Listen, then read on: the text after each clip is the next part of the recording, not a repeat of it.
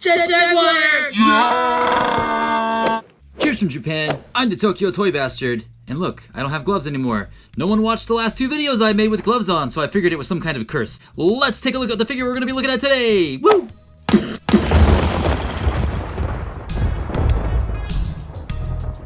We are gonna be taking a look at the brand new 2021 Bandai Movie Monsters Jaguar.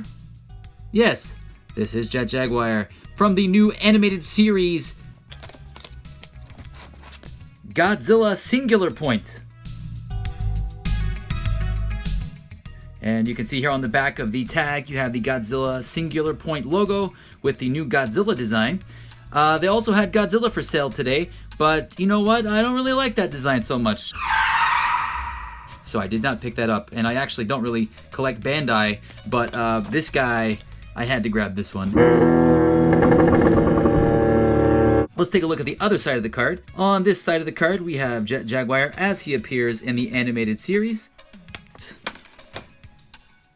Let's give Jaguar a quick turnaround here. I really need to invest in a turntable spinny thing.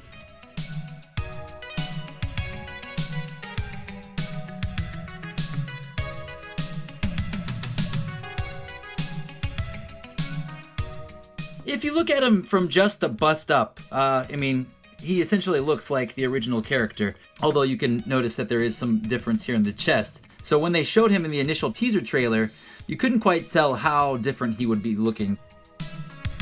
So they've gone with a very robotic style of body. I mean, Jaguar is a robot after all.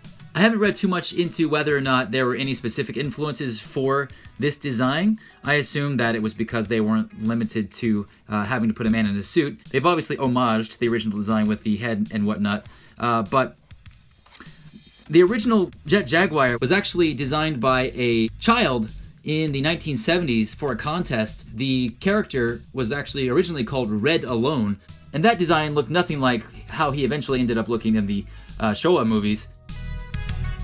Technically, I guess you can't complain that this looks different than the ones that did appear in the movies, since the initial design for the character that was by the child was initially scrapped anyway. Another important thing to note is that in the anime series Neon Genesis Evangelion, there is an autonomous robot that's supposed to compete with the Evangelions to fight angels called Red Alone, and that robot was actually influenced by the original Red Alone and Jaguar, and they combined the name Jet from Jaguar and Alone from Red Alone, and then you have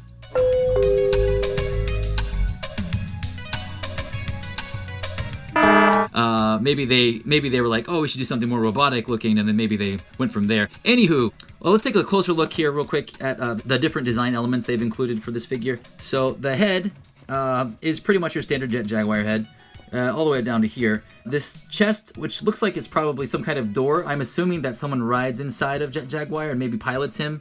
I could be wrong. It just could be like exhaust or something. And then his legs down here are on little hinges. I guess we could go ahead and do articulation. So each of the legs swivel back and forth. That's all they do. And they've got these like pointy booties. Like, that's kind of odd. I don't know, it's like him and Shin Ultraman both have pointy toes. His arms are the most interesting part because, I mean, if you were to cover up this part, like, the arms look kind of cool, and then you get to the very bottom, and it's like this kind of... It's like this very industrial, like, robot-style thing, like something you'd see in a factory, which I guess it gives it some more realism. But yeah, I guess you would have to have all kinds of motors and, you know, power up in here and actually allow this to grab something heavy. It's an interesting design choice for sure. The arms only swivel up and down. The elbows aren't articulated, but you know, that's what you'd expect from a Bandai Movie Monsters. The head also is unarticulated. So that's kind of sad. I wish he could turn his head a little bit. On his back, he does have just a big flat backpack. There's no design elements on it. And on the bottom, I wonder if this is a misprint because it says 2012. Did they mean to put 2021?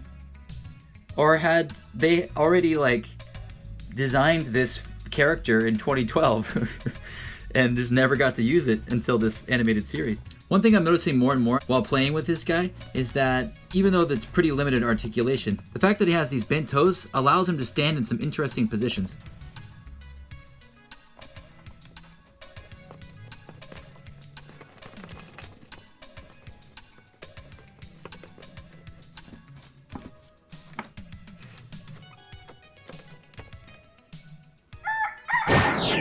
That being said, this is like actually one of the more versatile Bandai Movie Monsters figures I've seen, even with its simplistic design. So that's kind of fun.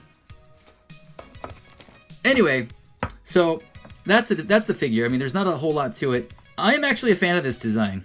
I really like the simplicity of this toy. I like that they use the original colors. I really like the kind of bone white that they've used for his body.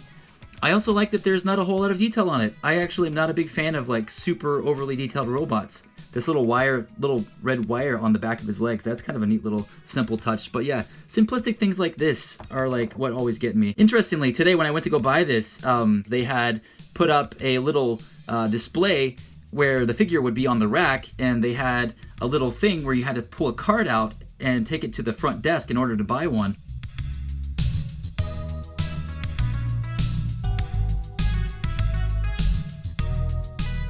You were limited one figure per person, and that's probably because the Shin Ultraman figures sold out so fast last month. So yeah, these guys came out alongside of the new Godzilla from the series, and also Kong from the new Godzilla vs. King Kong movie.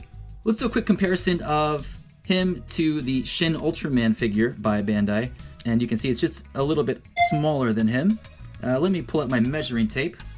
I probably should have done all this stuff at the beginning of the review, but you know, I'm not scripted, and I don't know what I'm doing half the time. It looks like he is about 16 centimeters tall.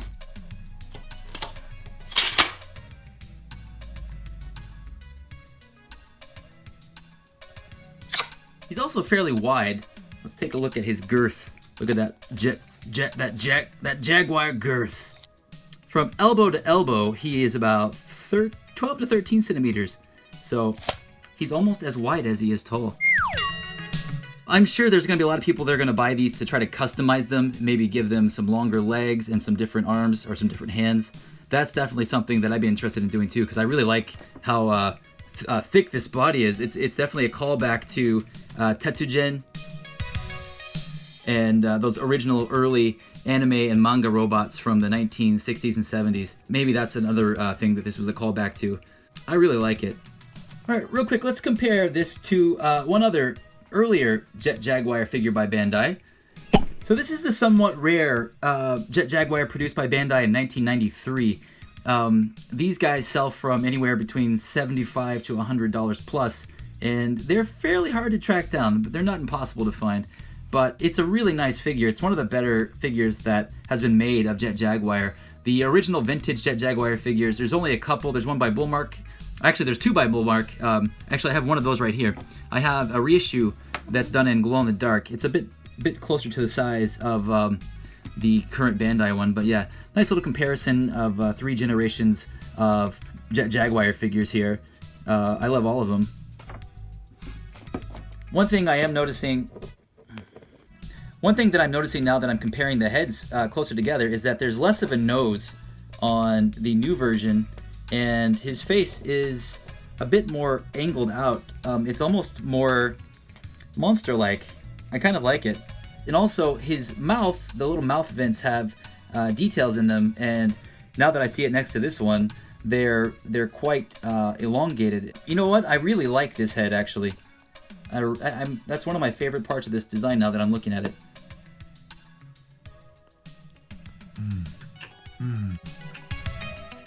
And another major difference once you get down below the head is that the chest, because the shoulders and stuff are pretty much the same, but when you get to the chest, you can see here that this little design pattern is not carried over into the new figure's design. Nor is the logo that's on his belt area.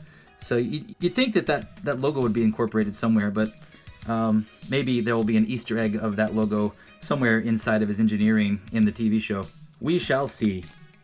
So yeah guys, if you're a fan of Jet Jaguar, I highly recommend picking up this figure. Although it's not your classic Jet Jaguar design, it is definitely an ode to that and something new finally. You've got to respect the fact that they brought back a character that we never expected to see again and are trying something new with him. So, you know, I'm happy about that. I really like this design. I think this figure is really cool and I'm happy to have him.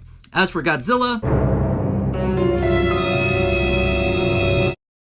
Anyway, if any more figures from this series are released that I'm into, I will pick them up and review them. Otherwise, this may be the only one that I end up picking up. I am excited to see the series. Hopefully it's better than the anime trilogy that they released a couple years back. I wasn't too keen on that. But yeah, thanks for watching, guys. Make sure you like and subscribe if you haven't already. Jet Jaguar is a badass.